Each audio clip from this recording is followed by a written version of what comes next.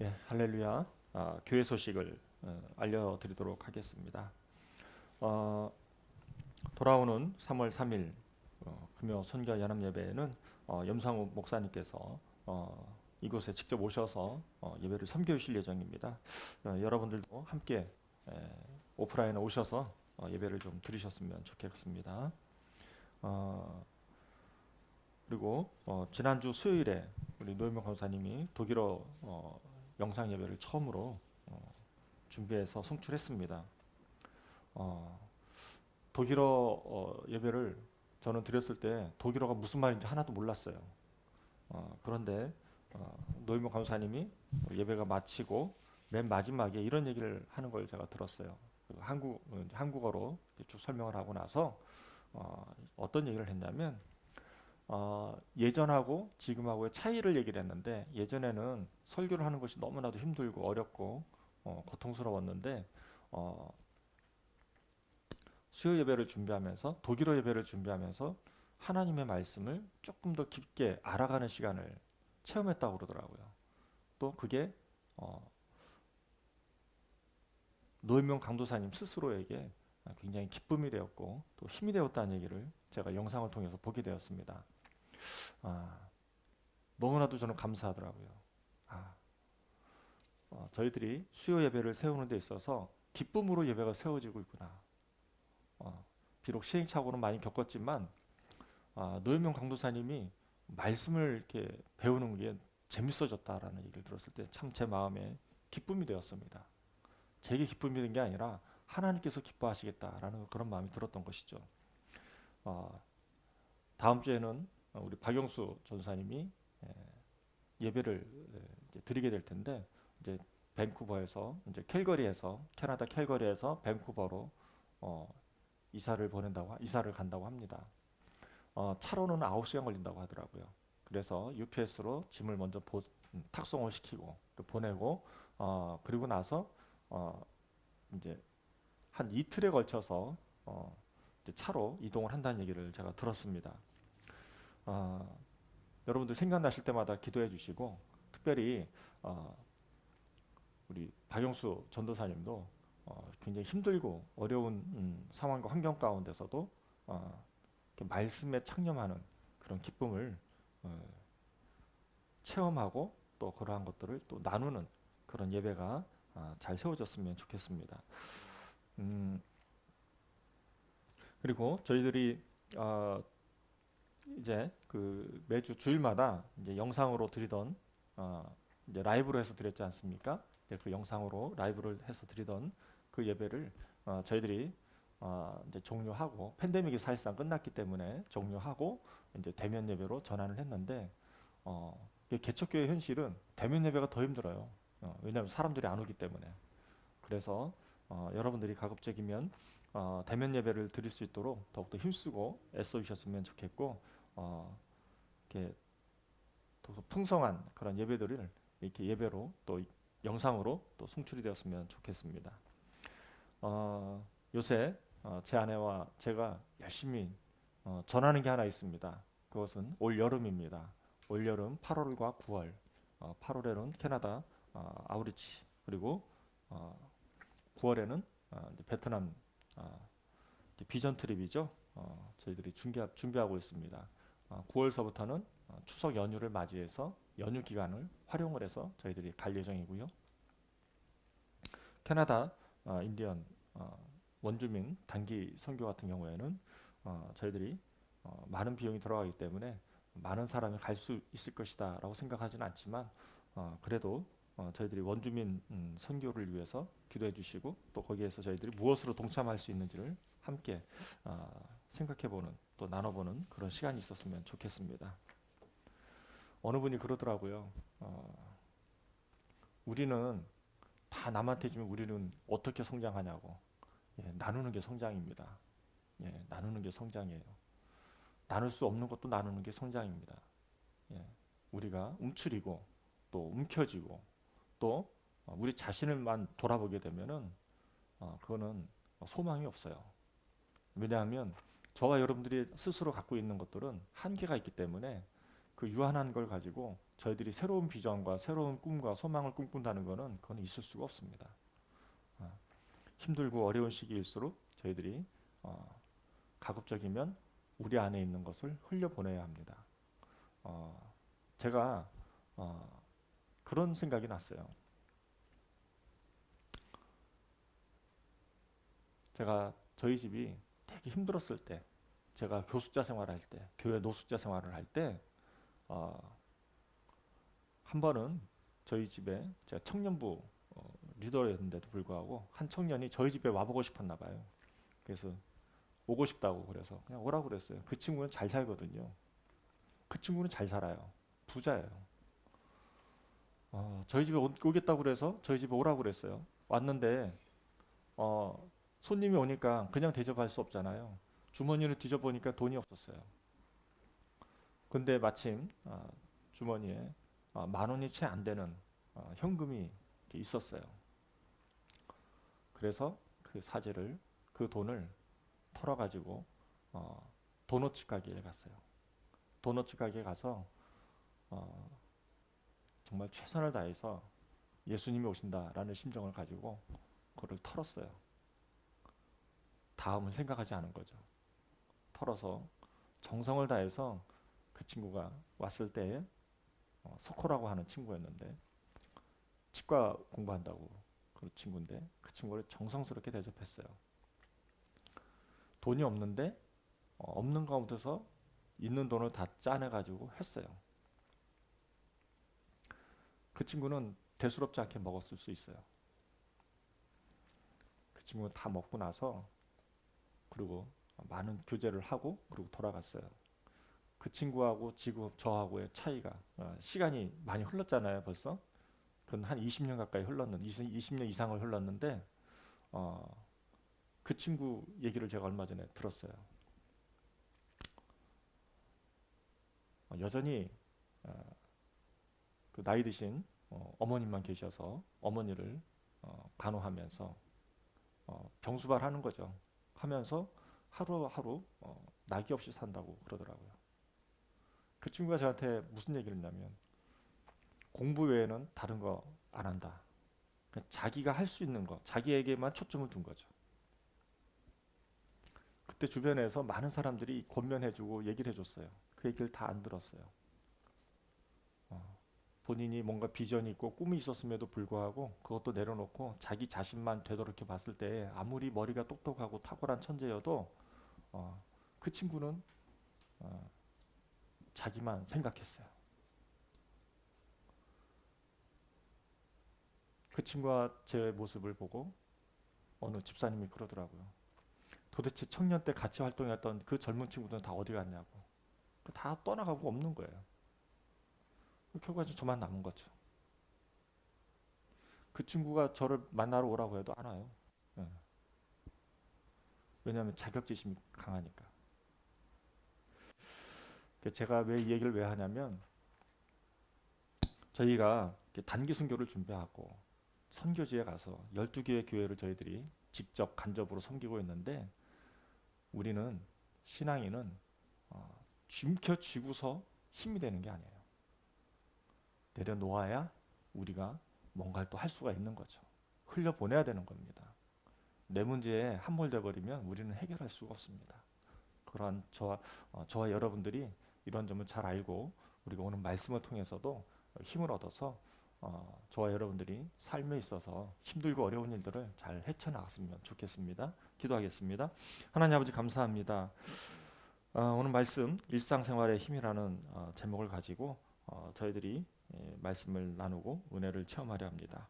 하나님께서 은혜 주시고 힘 주시고 능 주셔서 저희들이 오늘 말씀을 토대로 해서 너무나도 뻔한 말씀이고 저희들이 너무나도 잘 아는 말씀이지만 이 말씀을 통해서 힘이 되었으면 좋겠습니다. 힘이 되어서 우리가 한 주간도 또 매일매일 삶에서도 승리하며 살아가는 원동력이 되었으면 좋겠습니다. 감사드리며 살아계신 예수 그리스도의 이름으로 기도드렸사옵나이다. 아멘. 오늘 말씀은 사무엘상 17장 28절에서 40절 말씀입니다. 17장은 너무나도 유명한 말씀이죠. 블레셋 골리앗이라고 하는 사람이 나와서 싸움을 겁니다. 그 싸움을 걸었을 때에 사울과 이스라엘 많은 백성들은 두려움에 사로잡히게 되었습니다. 시련과 어려움에 직면하였을 때에 많은 사람들이 겪어야 되는 것은 두려움과 시련입니다. 이 두려움과 시련을 통해서, 무서움을 통해서, 겁을 통해서, 또 좌절감을 통해서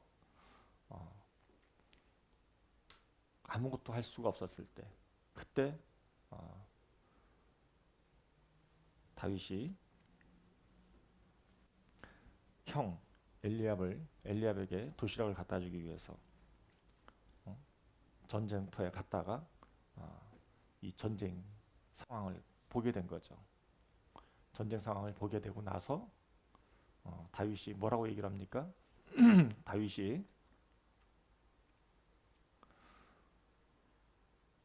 우리가 주의 종이니까 저 사람들 능히 물리칠 수 있다라고 얘기를 하지만, 다윗이 얘기를 하지만 그럼에도 불구하고 엘리압은 다윗을 불러다가 꾸지람을 냅니다. 마음이 교만하다.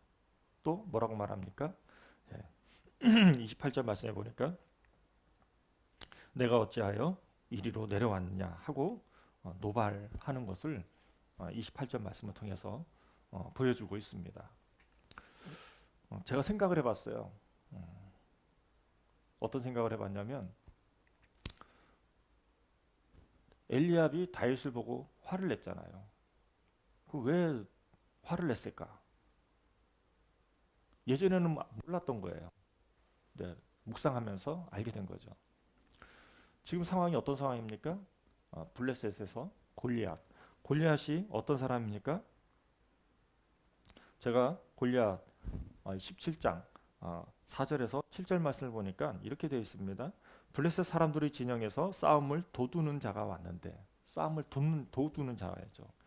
그의 이름은 골리앗이요 가드 사람이다. 가드 사람이라 그의 키는 6규빗 한 뼘이요 머리에는 노투구라는 것은 청동 투구라는 거죠.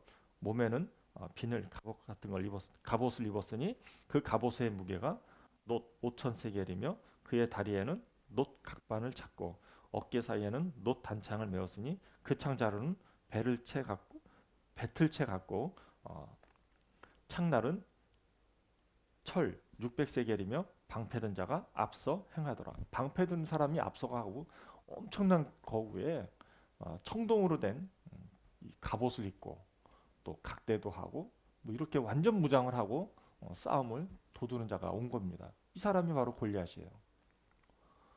엄청난 힘을 가진 사람이죠.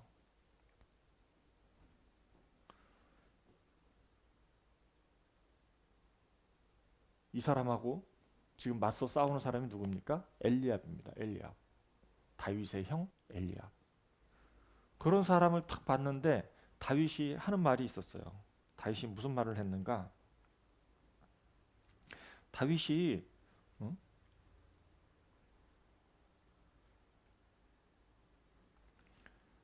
이스라엘 사람들에게 낙담하지 말라고 말합니다. 낙담하지 말라. 32절 낙담하지 말라. 그리고 자기가 주의 종이 가서 저 블레셋 사람과 싸우리다 라고 얘기를 하는 겁니다. 그러니 당연히 형 입장에서 동생이 그렇게 말하는 건 어처구니가 없죠. 교만하게 보이죠. 화를 낼 수밖에 없는 거죠. 이거는 믿음이 없는 게 아니에요. 당연한 거예요. 너무너무 당연한 얘기예요. 다윗이 어떤 사람입니까? 다윗은 양을 치는 사람이에요. 목동이에요, 목동. 목동이면은 보통은 그냥 기다란 나무에 양들 몇 마리 이렇게 키우는 거예요. 양 목초지에 따라다니면서 이리저리 왔다 갔다 하면서 그냥 양을 키우는 거예요. 그 사람이 낙담하지 말라. 뭐 이거라니 듣는 사람이 얼마나 어처구니 없겠어요. 또 자신의 집안을 가장 잘 아는 엘리압이 그런 다윗의 모습을 보고 얼마나 어처구니 없다고 생각이 들었겠어요. 저는 엘리압의 마음이 이해가 되더라고요.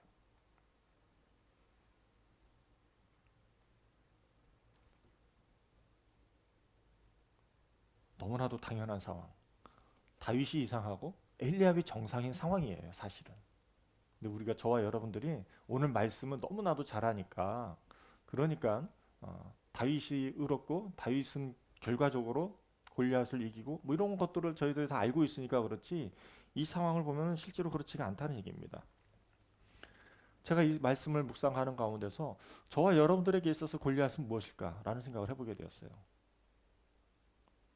우리를 두렵게 하고 우리를 무력하게 하고 또 누가 와서 낙담하지 마 이런 말 하면은 열받는 거. 이런 골리앗이 무엇일까? 저는 생각을 해봤을 때 돈이지 않나 싶습니다. 우리가 돈이 많이 있으면 또 우리의 여러 가지 문제들을 해결할 수 있는 돈이 있으면 어, 뭐 걱정할 게 없잖아요. 근데 그런 돈이 없으니까 우리는 마이너스 통장에 또는 어, 과태료를 제대로 내지 못하는 돈에 또 대출금 변제에 뭐 기타 등등 이를 헤아릴 수 없는 것들에 대해서 어제 어느 사모님이 그러시더라고요. 밤마다 집을 짓는다고. 밤마다 저희는 계산을 한다는 거죠. 어떻게 하면 이 문제를 해결할 수 있을까? 어떻게 하면 돈을 많이 벌 수 있을까? 또 어떻게 하면 우리가 이런 문제로부터 벗어날 수 있을까? 극복할 수 있을까? 그게 우리들의 골리앗이 아니겠습니까? 그런 골리앗 앞에 여러분들은 어떻게 두려워하고 계십니까? 어떻게 두려워하고 계세요? 화가 나세요? 억울하십니까? 무력감에 빠지십니까? 낙심에 빠지십니까? 좌절감에 빠지십니까? 무기력해지십니까? 예. 어떻게 보면 그게 엘리압 다윗의 형 엘리압의 심정이 아니었을까요? 사울 왕은 도대체 뭐 하는 거야? 하나님께서 세우신 왕은 도대체 왜 뭐 하는 거야? 이 문제를 왜 해결해 주시지 않는 거야? 다 누구만 쳐다보고 있습니까? 사울 왕만 쳐다보고 있는 상황이겠죠.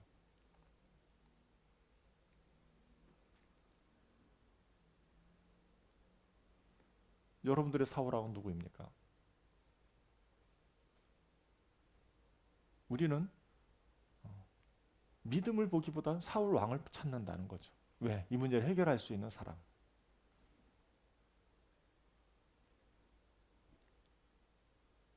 세상과도 동일하게 힘이 있고 물질이 있고 권력이 있고 명예가 있는 사람이 이 문제를 해결해 주기를 바라지만 상황은 어떻습니까? 해결해 주지 않습니다. 해결이 될 수 있는 상황이 아니에요.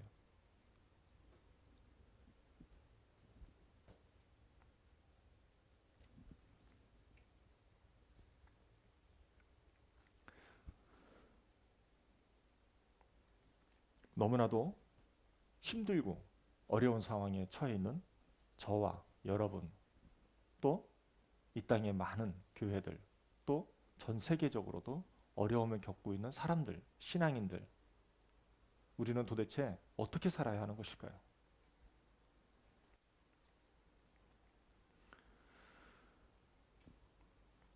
제가 챗 GPT, 오픈 AI를 통해서 한국 교회를 진단해 달라고 물어봤습니다.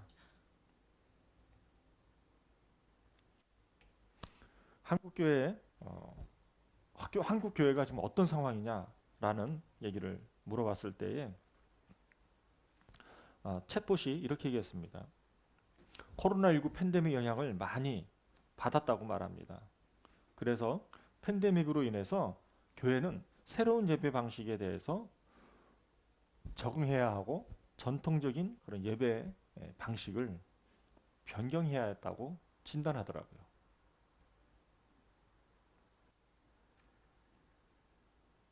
특히나 기독교가 주요 종교라고 얘기하더라고요. 팬데믹 그 챗봇에서. 그래서 한국 교회가 특히 이 팬데믹의 영향에 대해서 많이 받았다고 합니다. 그래서 이 팬데믹을 대응하기 위해서 한국의 많은 교회들이 예배를 온라인으로 옮겼다고 합니다. 그래서 집에서 예배에 참여할 수 있도록 했다고 합니다. 뭐 여러 가지 얘기가 있지만 재밌는 얘기가 있었어요. 많은 교회가 사역을 지원하기 위해서 성도들의 헌금과 11조에 의존하고 있다라고 얘기를 합니다. 그런데 이 코로나 팬데믹으로 인해서 교회가 모을 수 있는 그런 재정이 줄어들었다라고 말을 하더라고요. 따라서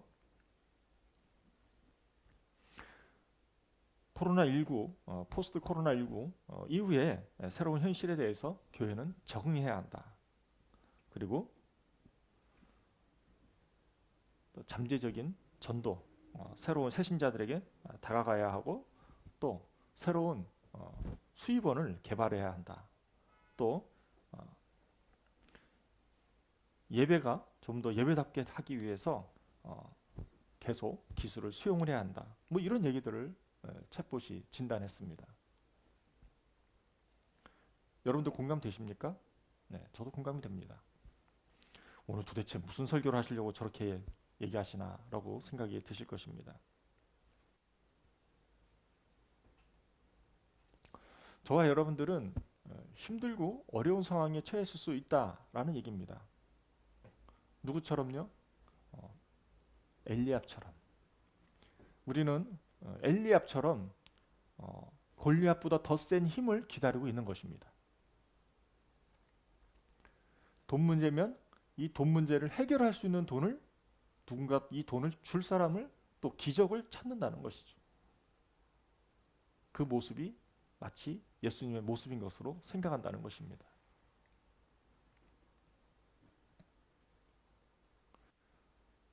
그런 문제들 앞에 저와 여러분들이 두려움을 안 갖고 낙심하지 않고 절망하지 않고 무력하지 않고 무기력하지 않고 맞서 싸울 수 있다? 그거는 쉽지 않습니다.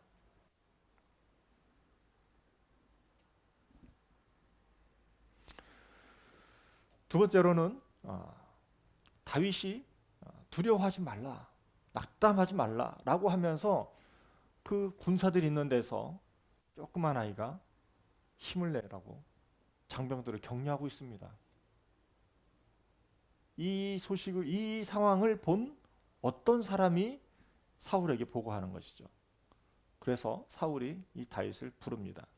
사울이 다윗을 불렀을 때에 사울이 다윗에게 이렇게 얘기를 합니다.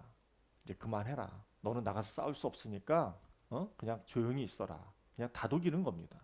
그랬을 때 다윗이 사울에게 뭐라고 말합니까?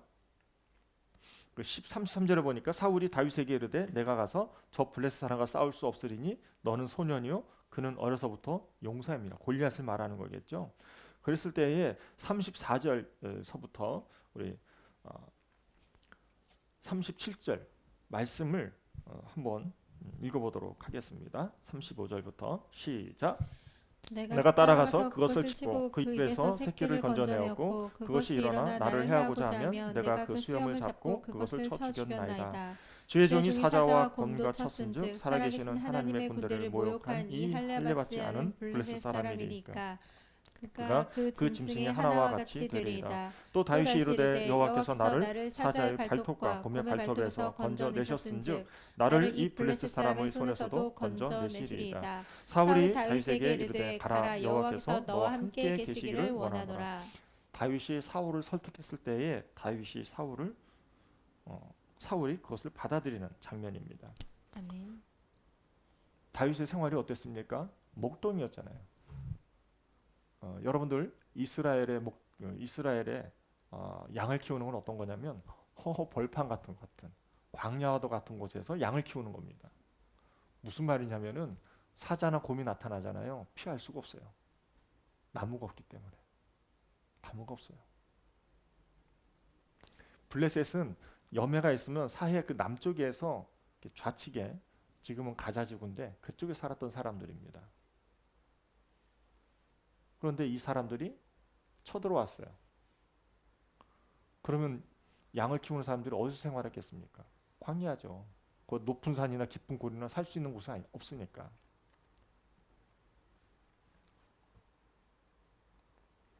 그곳에서 사자와 곰이 나타난 거예요. 그냥 먹잇감 딱 먹으면 그냥 끝나는 겁니다.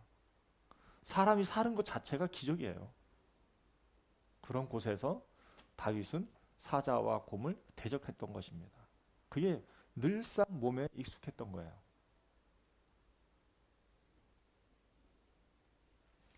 여러분들 생각해 보십시오. 사자와 곰이 나타나서 양을 한 마리 잡아갔다고 한들 다윗이 집에 가서 야, 왜 양이 없어? 그 아빠가 얘기를 하면 다윗이 아빠, 사자와 곰이 달려들어서 양을 잡아갔어요. 그러면 부모 마음은 어떻겠습니까? 괜찮아? 너 몸 괜찮아? 오히려 안 내보냈을 거 아니에요. 여러분들 자녀라면 또 다시 내보내겠어요? 저 같으면 안 내보낼 것 같아요.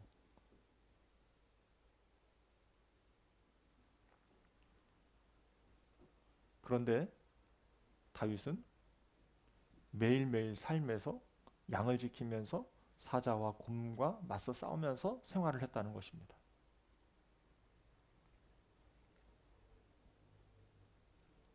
여러분의 사자는 뭘까요?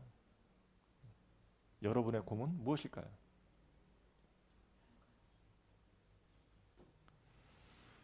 저는 저희 집에 사모인 것 같아요.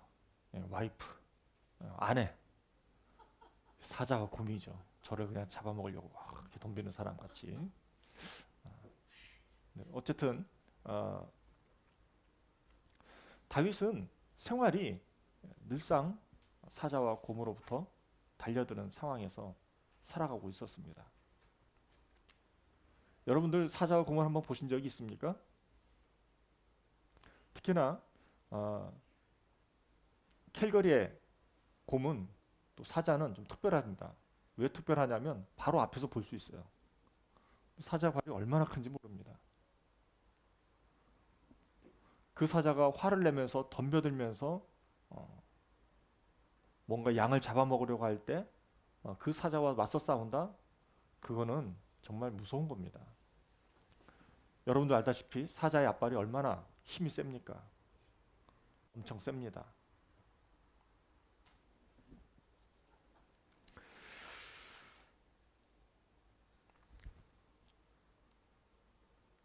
다윗은 자신의 양만을 지키기 위해서 그렇게 살지 않았습니다. 매일매일 하나님께서 주어진 현장, 주어진 현실에서의 훈련을 받은 것이죠. 그렇게 목숨이 넘나드는 그 사선에서 그 어떤 사람인들 하나님을 찾지 않았겠습니까? 그 누구도 도움을 줄 수 있는 상황이 아니잖아요. 사자와 곰이 나타나면 여러분들 누군가 도와줄 수 있을 것 같습니까? 도와줄 수 없습니다. 그냥 도망가기 바쁘죠. 양이 어디 있습니까, 양이? 양을 다 줘도 내 목숨을 지키는 게 사자와 곰이지 않겠습니까? 그런데 다윗은 그런 상황에서 자신이 맡은 그 양을 지키기 위해서 자신의 목숨도 아끼지 않았다는 데 있습니다. 이런 다윗이 사자와 곰을 맞설 수 있는 그 힘의 원천이 어디 있을까? 그 믿음이죠. 사자와 곰을 맞서 싸울 수 있는 믿음, 그 힘. 저는 그것이 중요하다는 생각이 들었습니다.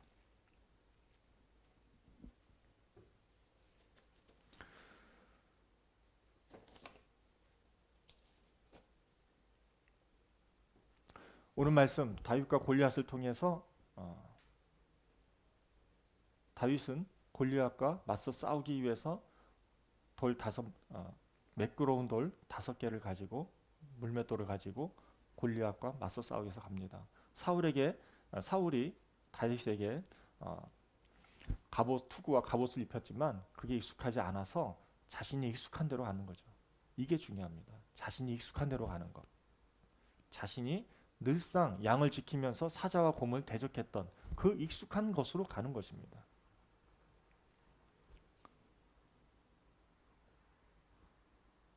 저와 여러분들이 예배를 드릴 때, 찬양을 할 때 항상 예배에 초점을 두고 예배에 목숨을 건다 생각하고 자신의 가지고 있는 모든 것들을 다 내려놓고 포기하고 그렇게 예배를 드리고 집중하는 것, 이건 너무나도 중요하다고 생각이 되어집니다. 그렇게 훈련을 받는 게 중요합니다. 왜냐하면 그것이 결국에는 여러분들과 저의 삶에 있어서 위기가 찾아올 수 있어요. 그 위기를 대적하는 데 있어서 힘이 되기 때문에 그렇습니다.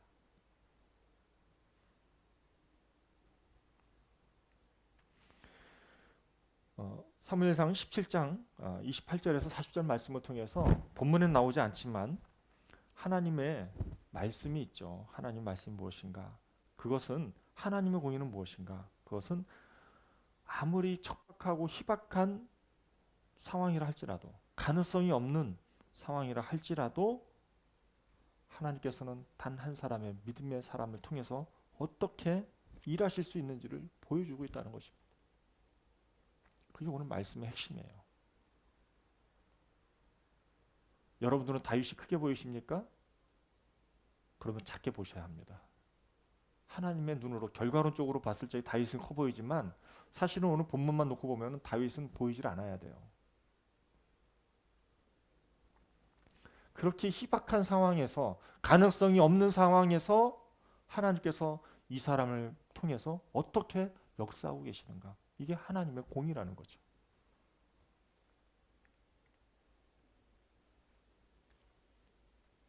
또 저와 여러분들에게 어려움이 찾아올 수 있지 않습니까? 위기에 찾아올 수 있지 않습니까? 절망과 낙심에 찾아올 수 있는 거 아니겠습니까? 그랬을 때 오늘 말씀을 통해서 저와 여러분들이 주시는 말씀은 무엇일까요? 그것은 바로 용기입니다. 세상이 주는 용기로 세상에서 요구하는 것을 맞서 싸울 수가 없다는 얘기예요. 위기를 직면할 수가 없어요.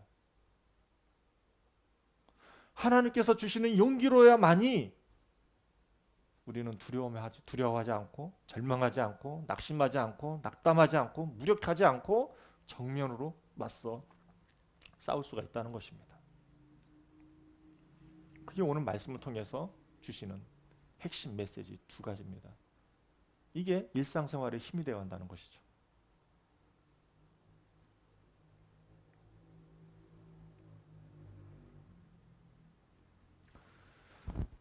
저는 얼마 전에 정말 몸이 피곤했는데 그냥 이렇게 좀 쉬고 싶었지만 그냥 조금 릴렉스한 시간을 좀 갖기 위해서 TV를 잠깐 켰어요. 근데 생전에 잘 보지도 않는 스포츠 채널을 갔는데 굉장히 재미있는 프로그램이, 다큐멘터리죠. 그게 나왔는데 그게 뭐냐면 어느 한 축구팀, 저기 울산 쪽에서 축구하는 그 축구팀이 나왔어요. 그 축구팀이 우승하는 과정들을 쭉 했는데 그 우승하는 쭉 그 다큐멘터리 과정 가운데 제 시선을 끄는 장면이 하나 있었습니다. 그 울산 축구팀을 이끄는 감독이 누구냐면 홍명보 감독이라는, 저와 여러분들이 너무나도 잘 아는 그런, 예전에는 2002년 월드컵 때 우승의 주역이었던 선수였죠. 그 홍명보 감독이 그 울산 그 축구팀이 AFC, 그 아시안 뭐 풋볼 그런 클럽 대항전인 것 같아요. 그쪽에 가서 축구를 하는데 굉장히 어려운 상황. 장시간의 비행기를 타고 또 거기서 다시 버스를 타고 다시 가까스로 경기장에 갔더니 경기장의 잔디는 너무 안 좋고, 호텔은 또 편안하게 쉴 수 있는 시간도 아니고, 마침 또 도착한 시간은 3시고 3시에서 씻고 뭐하고 하면 4시, 4시에서 또 5시 기상해가지고 또 나와서 또 훈련해야 되니까 선수들이 힘들다는 얘기를 하더라고요. 그렇게 척박한 상황 가운데서 축구 경기를 해야 되는 상황이었어요. 바로 축구 경기가 벌어졌습니다. 축구 경기가 바로 벌어졌고 경기가 거칠어졌어요. 경기가 거칠어졌는데 결국에는 이 경기를 통해서 이 울산 축구팀은 졌습니다. 그리고 라커룸에서 모여가지고 선수들이 졌으니까 사이가 꺾였을 거 아니겠어요? 그게 푹 쓰이고 있는데 홍명보 감독이 나와가지고 오늘 경기 진 거는 괜찮아. 내가 다 책임질 수 있어. 괜찮아. 괜찮아. 막 이러더라고요. 그냥 뭐 그런가 보다 하고 저는 그렇게 말았어요.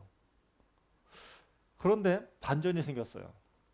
홍명보 감독이 뭐라고 하냐면, 반전인데, 그런데 말이지, 너희들이 오늘 축구 경기를 하는 그 기술은 뭐가 잘못됐어 라는 얘기를 하더라고요.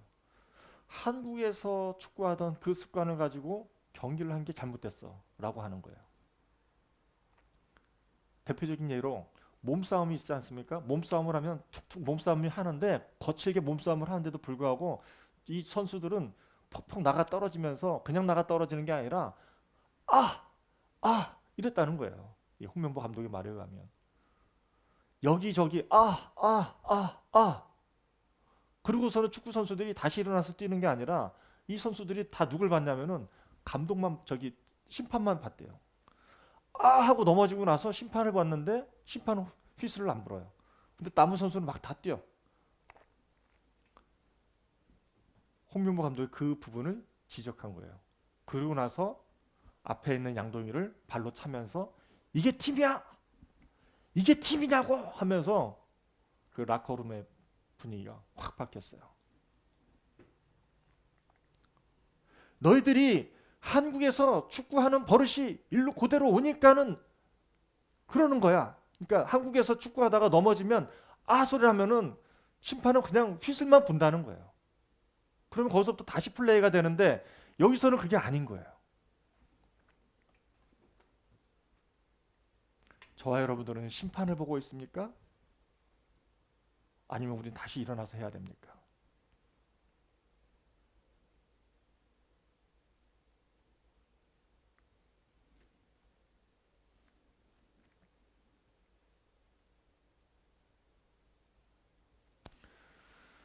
제가 며칠 전에 이름만 대면 너무나도 유명하시는 분이 찬양을 하는데 제 가슴에 많이 와닿았어요. 이 찬송가의 어떤 그 사연을 설명을 해줬는데, 그게 제 마음에 많이 남았습니다. 그 내용을 여러분들과 공유하고 오늘 설교를 정리하려고 합니다. 2차 세계대전 때 1943년 1월 22일 미국 뉴욕에서 100여 명의 군인들을 태우고 군함이 이제 영국으로 향한 것입니다. 미국 뉴욕항에서 영국으로 출항을 이렇게 했는데 12일째 되는 해에 2차 세계대전이니까 독일 잠수함이 나타나서 이 독일 잠수함이 이 배를 격추시킨 겁니다.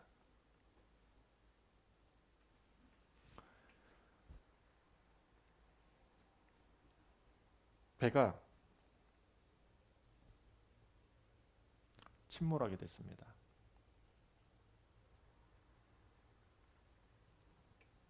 백여 명 이상의 군인을 태운 이 배가 모두가 다 배가 침몰함으로 인해서 몰살당하게 되는 상황이 된 거죠.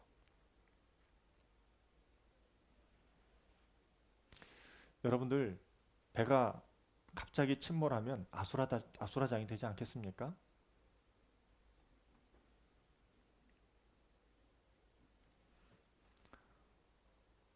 이 커다란 배에 많은 군인들이 타고 있었고, 많은 군인들이 아수라장 속에 사로잡혀 있는 상황과 환경 가운데서 배는 침몰하고 가고 있었습니다. 모두 다 죽어가는 상황이죠. 그때 당황하지 않은 4명의 군인이 있었다고 합니다. 그 4명의 군인이 누군가? 군목이었다고 합니다. 이 군목이 구명대를 전부 모았다고 합니다. 한 대 다 모아가, 배가 침몰하고 있는데 다 구명대를 다 모아가지고 많은 군인들을 질서 있게 차분하게 가라앉히고 나서 구명대를 하나씩 하나씩 주었다고 합니다. 그렇게 해서 그 구명대를 가진 군인들은 그 배에서 탈출하기 시작했습니다. 그런데 보통 그런 상황에서는 또 긴장하는 사람들이 있을 수 있습니다. 그 군인 한 사람이 실수해서 구명대를 떨어뜨렸어요. 그러자 그 군목 중 4명 중 4명 중에서 한 사람이 그 군인에게 구명대를 잃어버린 그 사람에게 물어봅니다. 당신 예수 믿냐고? 당신 크리스찬이냐고? 그랬을 때에 이 사람이 자기는 예수 믿지 않는다고, 자기는 넌 크리스찬이라고 얘기를 했을 때에 그 군목 중에 한 사람이 자기의 구명대를 벗어서 그 사람에게 줍니다. 나는 지금 죽으면 천국 가지만 너는 예수를 안 믿으니까 너는 지금 죽으면 천국 못 가. 너는 반드시 살아남아서 예수 믿고 구원받아서 우리 천국에서 다시 만나자. 그리고 구명대를 줬다고 합니다. 나머지 사람들이 계속해서 구명대를 많은 군인들에게 나눠주고 있었습니다. 그럴 때마다 또 한 사람이 구명대를 떨어뜨리고 잃어버리게 되면은 또 다음 군목이 와서 너 예수 믿는 사람이니? 라고 물었을 때에 안 믿는다고 하면은 자신의 것을 벗어줬다고 합니다. 그렇게 해서 많은 군인들이 다 탈출하고 4명의 군목만 남았다고 합니다. 그 4명의 군목이 배와 함께 침몰하게 됐다고 합니다. 그런데 그 침몰하는 과정 가운데서 군목의 4사람이 찬송가를 불렀다고 합니다. 그 찬송가가 바로 338장 4주를 가까이 하게 함은이라는 찬양입니다.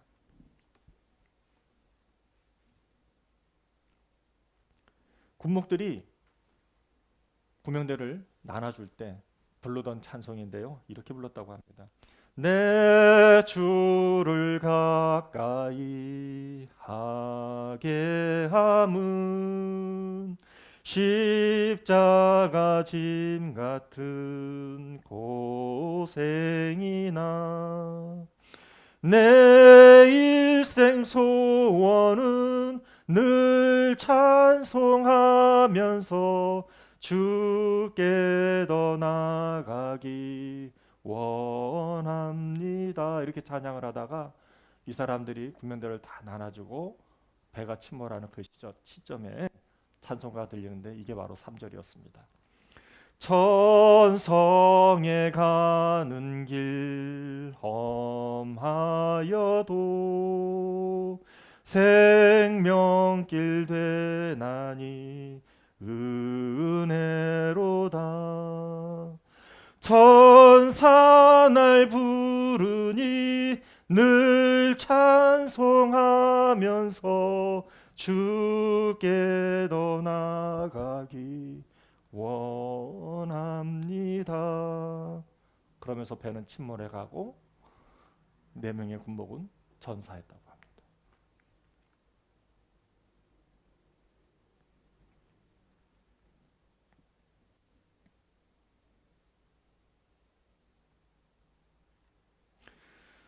여러분, 이 찬송가를 부르면서 배와 함께 물속으로 죽은 것입니다. 이 소식을 들은 미국 트루먼 대통령이 그 4명의 군대의 뜻을 기려서 그 부대 안에 교회를 세웠다고 합니다.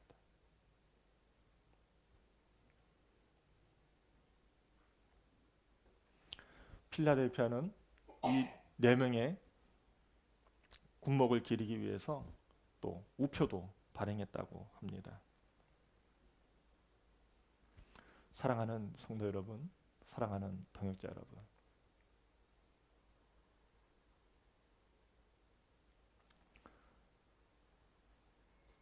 저도 힘든 일들이 많이 있습니다. 여러분들도 힘든 일이 있는 줄 압니다. 그럴 때 저와 여러분들은 누구를 바라보십니까? 심판을 바라보고 계십니까? 사울왕을 바라보고 있습니까?